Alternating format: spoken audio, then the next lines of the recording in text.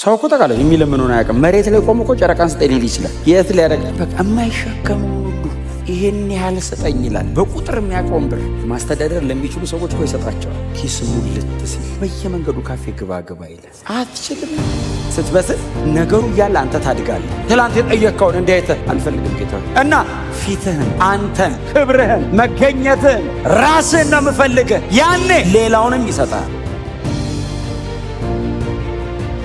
ያሰሪና ሰራተኛ አይደለም። እያሳደደ ደሞዜን አይቆርጥም እግዚአብሔር። እንደሱ አይነት አምላክ አይደለም። አባቴ ነው። ማቹር እስክናደርግ ነው የሚከለክለን። ስታድግለት አደክልኝ፣ ይሄም ያንተ ነው፣ ይሄንንም አስተዳድር፣ ይሄንንም ምራው፣ እዚህም ውስጥ ገባ፣ ይሄንንም ያዝ ነው የሚለው። እስክታድግ ነው። ስትጸልዩ አቀራረባችሁን ቀይሩ። ባይሰጠኝስ ብሎ ነው እንደ ኢየሱስ የሚጸልየው። ቢከለክለኝ አይልም። ሲጀመር የአባቱ ፈቃድ ነው እሱ ውስጥ ያለው። እኛስ የእድሜ ጉዳይ የልጁን መንፈስ እኮ ነው የተቀበልነው። ስላልሰማህ አይደለም የማይሰጥህ፣ ሰምቶ ቆይ ይላል።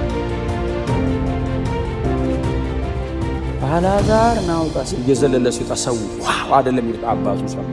የአባትና የልጅ ህብረት መሃል የተፈጠረ ተአምር ነው። የለመነውን ብናገኝ ቸርች አመጣም ባይዘው እግዚአብሔር የለመነውን ሁሉ እንኳን እንደ ፈቃድ ሆኖ በሙሉ ራሱ እኮ አይሰጠንም። አንድ እየቆጠበ አንድ በጣም የሚወደድ ቃል አለ አይደል? ሮሜ ምዕራፍ 8 እና ገላትያ ምዕራፍ 4 ላይ ሮሜ 8 ላይ ምንድነው የሚለው? አባ አባ ብሎ የሚጮህ የልጅነት the spirit of sonship የልጅነት መንፈስ ሰጠን። ምን ማለት ነው? ልጅ ቤቱ እንግዳ ነው እንዴ? ባይዘው ከባለቤት በላይ ባለመብት ልጅ ነው። አንተ እንግዳ ነህ። እንደው ብዙ የቤት ስራ አለብህ። ቁጭ ብለህ ቁጭ አትልም።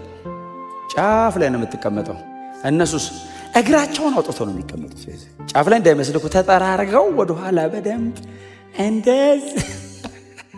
የልጅነት መንፈስ ምን ማለት ነው? ቤቴ ነው። እስቲ አሜን በሏ። እግዚአብሔር ክብሩ ስገባ ያባረረኝ ይሆን አትልም። ጎናቸው አልዞ እንደ ልጅ ኑር በሉት። ተደላደልና ኑር በሉት። በእግዚአብሔር እቅፍ ውስጥ ኑር በሉት። ኢየሱስ ጌታ ነው። አይ እግዚአብሔር መገኘት ውስጥ የእግዚአብሔር ልብ ለእኔ የአባት ነው። ያሰሪና ሰራተኛ አይደለም። እያሳደደ ደሞዜን አይቆርጥም እግዚአብሔር። እንደሱ አይነት አምላክ አይደለም። አባቴ ነው። እስካድግ ነው የሚጠብቀኝ። የእሱ የሆነው በሙሉ የኛ ነው። ማቹር እስክናደርግ ነው የሚከለክለን። ስታድግለት አደክልኝ፣ ይሄም ያንተ ነው፣ ይሄንንም አስተዳድር፣ ይሄንንም ምራው፣ እዚህም ውስጥ ገባ፣ ይሄንንም ያዝ ነው የሚለን። እስክታድግ ነው። ድፍረት አለን። በምን? በክርስቶስ ኢየሱስ በኩል። እንዴት? አባ አባት ብሎ የሚጮህ የልጅነት መንፈስ ነው የተሰጠን። እውቀት ብቻ አይደለም፣ መንፈስ። አየህ፣ ልጅ ነህ የሚል እውቀት ብቻ አይደለም፣ ስፒሪት ውስጣ ቦርናጌን ነህ። የተወለደ መንፈስ ውስጥ አለ። ተወልደህ ነው የምታውቀው። ተነግሮ ብቻ አይደለም፣ ተወልደህ ነው።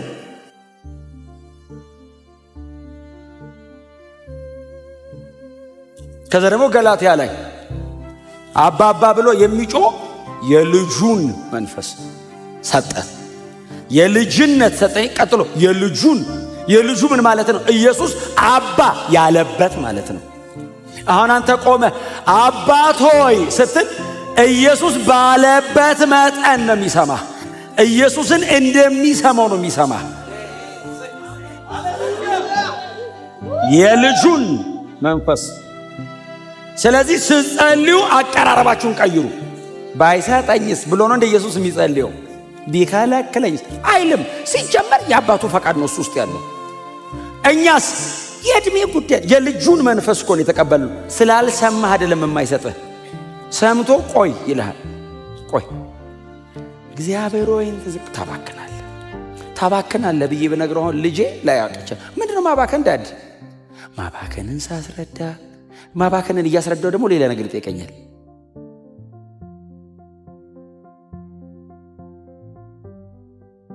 ገና ነው ሳላስረዳው ያውቃል ማባከን ማለት ነው። ያኔ ብድጋገት ትሰጧለህ። ሁሉንም አሳርፈኝ እንደውም ብለህ የልጅነት መንፈስ ማለት የክርስቶስ ኢየሱስ አልዓዛርን ለማስነሳት ቆሞ አባት ሆይ ስለሰማኸኝ ሁልጊዜም ስለምትሰማኝ ጸሎቱን አያችሁት? የኢየሱስን አባት ያለ ስለሰማኝ ያለውና ሁልጊዜ ማለት ምን ማለት ነው? ከዚህም በኋላ በጸለይ ቁጥር ጥያቄ የለም። እኔ እናንተ መሃል ይሰማል አይሰማም ብሎክ የሚያደርግ ነገር እኔ እናንተ መሃል አባቴ ነህ፣ ልጅ ነኝ።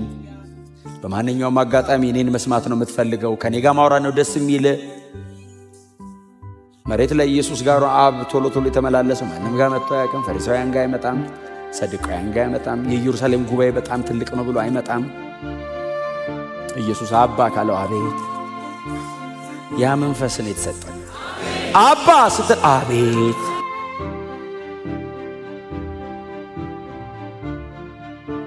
እኛን ማዋራት ነው ደስ የሚለው። ያንተን ፊት ማየት ነው ደስ የሚለው። እስቲ አሜን በሏ።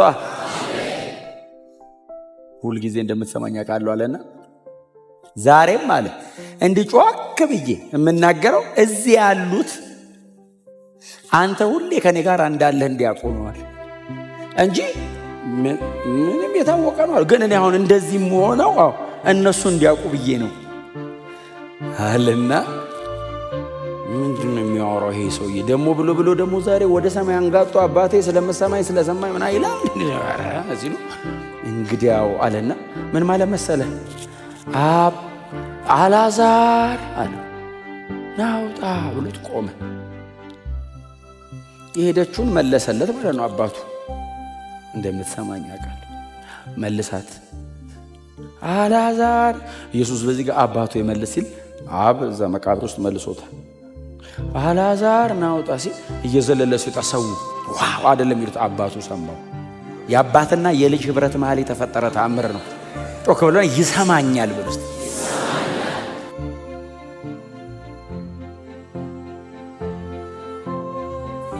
ይሄ መብት በጌታ በመሆን ብቻ ነው የሚገኘው። ማንም ስለሆንክ አይሰማም። በክርስቶስ ኢየሱስ ከሆንክ ብቻ ነው የሚሰማ። ወደ ጎን ማንም ከማንም ጋር ሊሰማማ ይችላል። ወደ ላይ ግን ሰማይን አቋርጦ መሄድ የሚችለው የኢየሱስ ስም ላይ ያለ ኃይል ብቻ ነው።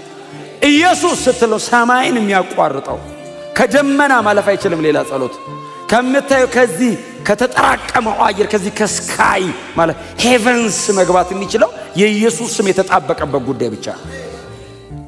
መናፍስት ታንቆ ያስቀምጥባል። ይሄ የፋርስ አለቃ ምናምን አርኮን አለ ይት ወዲን ምጸልይ ይላል ናንጆ ደኔ እኔ ያለውልህ ወደኔ እኛ ኢየሱስን ግንጥል ያደርገዋል። ሃሌሉያ።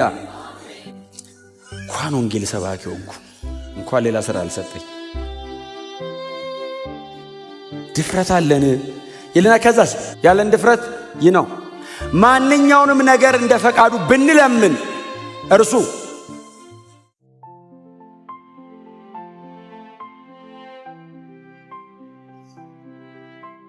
እንደ ፈቃዱ የሚል መሃል ላይ ባይኖር ጥሩ ነበር አይደል? ማንኛውንም ነገር ብንለምን ይሰማናል ቢሆን ተያይዘን ማለቃችን ነበር። ተቀለለ እምንጠይቀውን አናቅማኛ እንትኑን ማምጣ እንትኑ ወጥመድ ነው። በዚህ ምን ለምነው ወጥመድ መግደያ መሞት መርዝ እግዚአብሔር ስጠኝ እባክህ። አረ መርዝ ነው እባክህ አንዴ ልቅመሰው ተሞታለረ ማለቃችን እንደ ፈቃዱ እንኳን ኖረ። ብዙ ሰው እንደ ፈቃዱ የሚለው ባይኖር ደስ ነው የሚለው። ኧረ ምን እግዚአብሔር ለምን ያስጨንቀኛል?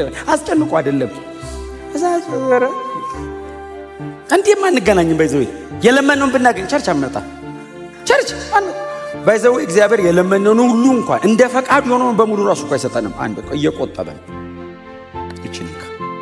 ክብር ለስሙ ይሁን። ሁሉ አለው። ከሁሉ ውስጥ ግን የሚሰጠ እንደ ፈቃዱ። አይ እግዚአብሔር ፈቃድ አለ።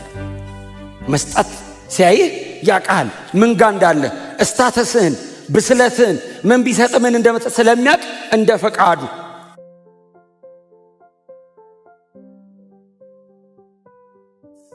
እግዚአብሔር ሆይ ብለህ በክርስቶስ ኢየሱስ በኩል እንደ ቅዱስ ቃሉ ስትለምነው ይሰጣል። ትርጉሙ እሱ ነው። የክፍሉ ትርጉም የቴክስቱ ትርጉም እንደሱ እንደ ፈቃዱ ማለት እግዚአብሔሩ ምንድነው ፈቃድ ብለን እንጠይቀው ማለት ብቻ አይደለም። ኦፍ ኮርስ እንጠይቃለን እንደሱ። ግን ቃሉ ትክክለኛ ቃሉ የሚለው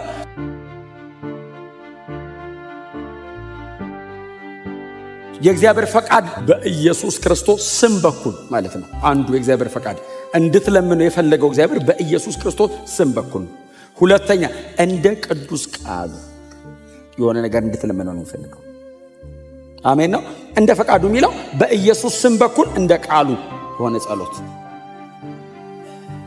አንዳንድ ጸሎቶቻችንን እግዚአብሔር ምናልባት ለምን አልመለሰም ብለን